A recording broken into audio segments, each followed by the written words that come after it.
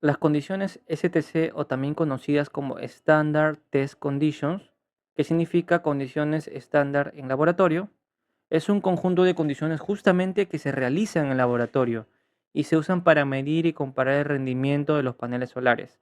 Obviamente, antes de lanzar un producto se tiene que probar, y en este caso los paneles solares se prueban en el laboratorio a diferentes condiciones.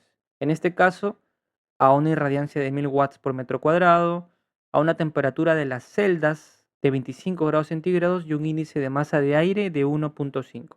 Para las personas que no saben qué significa un índice de masa de aire, básicamente nos indica cuánto recorrido hace la luz solar a través de la atmósfera antes de llegar al panel solar. Y ese 1.5 indica que el sol no está exactamente arriba tuyo, sino que está un poco más inclinado. Ahora, las condiciones NOCT o las Nominal Operation Cell Temperature nos va a describir cómo se va a comportar el panel en condiciones más reales. Ya aquí tenemos un comportamiento más realista, lo que realmente ocurre en un proyecto solar, con unas condiciones ambientales variables, ¿no? Porque no todos los lugares donde se instalan paneles tienen las mismas condiciones ambientales. Ahora, para estas condiciones tenemos una irradiancia de 800 watts por metro cuadrado, una temperatura ambiente, ojo, ambiente, a diferencia de las STC, acá nos hablan de temperatura de la celda. Aquí, temperatura ambiente de 20 grados centígrados y la velocidad del viento de 1 metro por segundo. Ahora, tanto el STC como el NOCT, tú lo puedes ver en la ficha técnica de los paneles solares. Por ejemplo, acá tenemos la ficha técnica de un panel solar de 610 watts de la marca Trina Solar, donde justamente podemos notar que en la parte de los datos eléctricos tenemos STC y NOCT. Y así ustedes van a encontrar esta información en todas las fichas técnicas de diferentes marcas de paneles solares. Ahora, ¿por qué ocurre esto? ¿Por qué es que tenemos nosotros una diferencia entre STC y NOCT? Tenemos estas gráficas que han sido extraídas de la ficha técnica del panel solar que indiqué previamente. Primero veamos la gráfica de la izquierda. Esta es una gráfica de potencia versus voltaje en función de la irradiancia para un panel solar de 600 watts. Aquí observamos que cuando el panel recibe 1000 watts por metro cuadrado, alcanza su potencia máxima, los 600 watts, que es justamente el valor que se declara en las condiciones STC.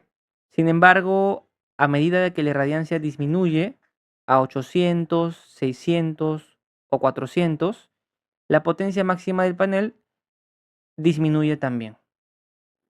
Esto nos muestra que el panel solar depende directamente de la cantidad de sol disponible en ese momento y que en condiciones reales rara vez trabaja con la irradiancia ideal del laboratorio, es decir, 1000 watts por metro cuadrado, a no ser que sea pues en un momento determinado del día. Por ejemplo, esto puede ocurrir al mediodía o 1 de la tarde donde el sol es mucho más fuerte. Ahora, pasamos a la gráfica de corriente versus voltaje. Aquí notemos algo muy importante. La corriente cambia con la irradiancia, mientras que el voltaje se mantiene relativamente estable.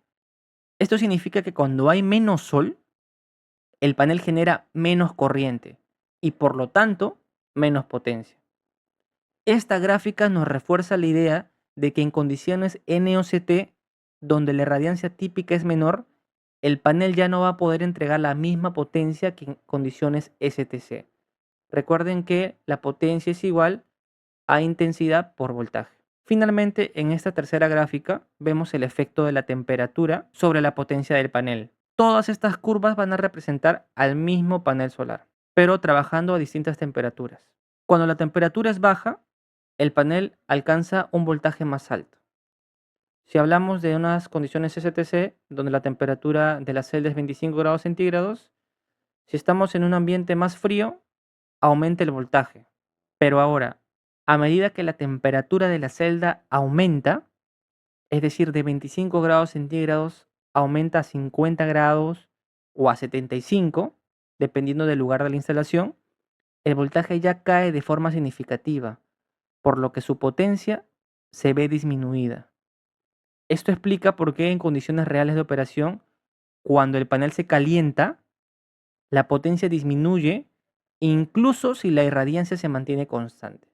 Es porque justamente cuando aumenta la temperatura, el voltaje disminuye, ¿no? Y evidentemente tenemos una menor potencia. Ahora vamos a hacer un ejemplo práctico con 5 paneles Trina de 610 watts.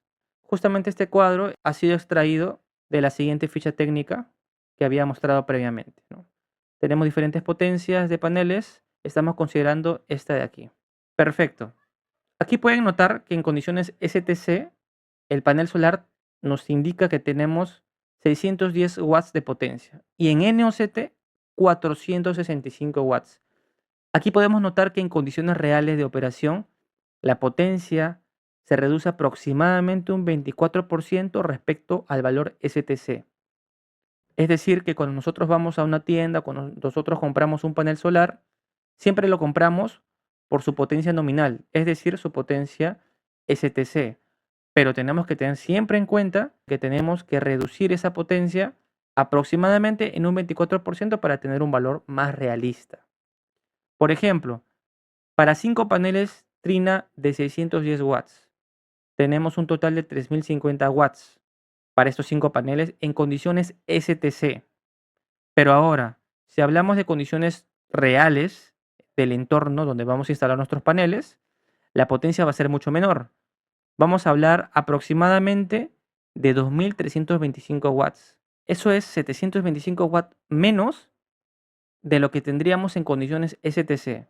Entonces, este ajuste es muy importante y fundamental, ya que para tener un dimensionamiento correcto de un sistema fotovoltaico, siempre hay que considerar los valores NOCT de los paneles, ya que van a representar un comportamiento real en condiciones de operación. Así que cuando hagan ustedes un dimensionamiento fotovoltaico, siempre tengan presente las condiciones NOCT, porque de esta forma nosotros nos aseguramos de que vamos a tener un dimensionamiento correcto y con un margen de seguridad. Ahora, ¿para qué nos servirían las condiciones STC? Por ejemplo, si nosotros queremos seleccionar un inversor adecuado para la cantidad de paneles, tenemos que saber obviamente los límites máximos que este inversor nos puede permitir. Y es justamente aquí donde radica la importancia de las condiciones STC, ya que tenemos o vamos a mostrar los límites máximos y de esto nosotros nos podemos basar para poder elegir el inversor adecuado para esta instalación, siempre teniendo en cuenta que estos parámetros se cumplan, tanto en STC como en NOCT. Y por último, dejo este pequeño recordatorio de lo que hemos visto en las 3 gráficas, tanto en irradiancia, temperatura y potencia.